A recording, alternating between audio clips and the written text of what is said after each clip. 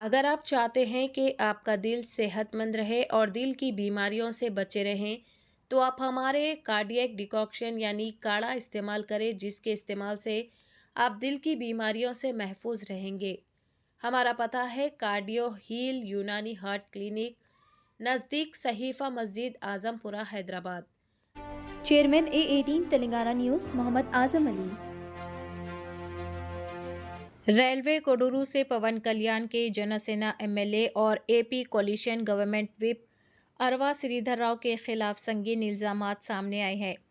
इल्ज़ामात के मुताबिक एमएलए ने मुबैना तौर पर फेसबुक के ज़रिए एक खातून से दोस्ती की, शादी का वादा किया और तकरीबन 18 माह तक नाजायज़ ताल्लुकात बनाए।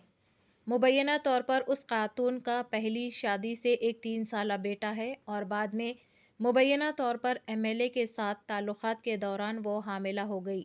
ये इल्ज़ाम है कि प्रेगनेंसी को अबॉर्शन के ज़रिए ख़त्म किया गया था। ये मामला मुबैना तौर पर ख़ातून के शौहर को मालूम होने के बाद खुलकर सामने आया।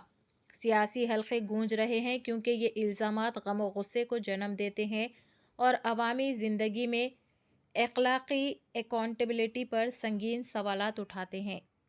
ఎటువంటి సిచ్యువేషన్ అయినా సరే నేను నీకుంటాను అని చెప్పేసి నెక్స్ట్ డే నుంచే నాకు అటువంటి ప్రామిసులు చేయడం జరిగింది. అటువంటి భరోసాలు ఇవ్వటం జరిగింది ఆయన నుంచి. సరే అని చెప్పేసి నేను నార్మల్గానే మాట్లాడుతూ వచ్చాను. ఒక 2 రోజుల తర్వాత ఆయన నా న్యూడ్స్ అడగడం స్టార్ట్ చేశారు. వీడియో కాల్స్ చేయని చెప్పేసి బలవంతం చేయడం స్టార్ట్ చేశారు. ఇదంతా కరెక్ట్ కాదండి అనేసి నేను అన్నప్పుడు అతను చాలా ఫాస్ట్గా టర్న్ అయిపోయి సీరియస్ అయిపోయి నన్ను బెదిరించడం జరిగింది. ఇది నా కోడూరు, నా నియోజకవర్గం, నువ్వు ఒక చిన్న ఎంప్లాయీవి, నీకు ట్రాన్స్ఫర్ చేయాలన్నా సరే నేనే దిక్కు, నీ మీద ఎంక్వైరీలు వేయిస్తాను, నీ కొడుకు నువ్వు ఒక్కరే ఉంటారు, జాగ్రత్త మరి చూసుకో అని చెప్పేసి బెదిరించడం జరిగింది. అయినా కూడా నేను న్యూడ్స్ పంపలేదు. కానీ దాని తర్వాత నుంచి కలుద్దామని చెప్పేసి నన్ను చాలా టార్చర్ చేయడం జరిగింది. కలుస్తావా లేదా అని చెప్పేసి బెదిరించడం జరిగింది. నేను కలవను అని చెప్పేసి జూన్ 14 నుంచి ఒక 20 రోజుల దాకా నేను అసలు కలవను అని చెప్పేసి భయపడుతూనే చెప్పాను. భయపడుతూనే నేను ఇగ్నోర్ చేస్తూ వచ్చాను. ఆయన ఒకసారి అన్నారు, నీ కొడుకు నువ్వు ఒంటరిగా ఉంటారు, చూసుకో, నీ కొడుకు ఏమైనా అయితే నన్ను అడగద్దు అనేసి భయపెట్టడం జరిగింది.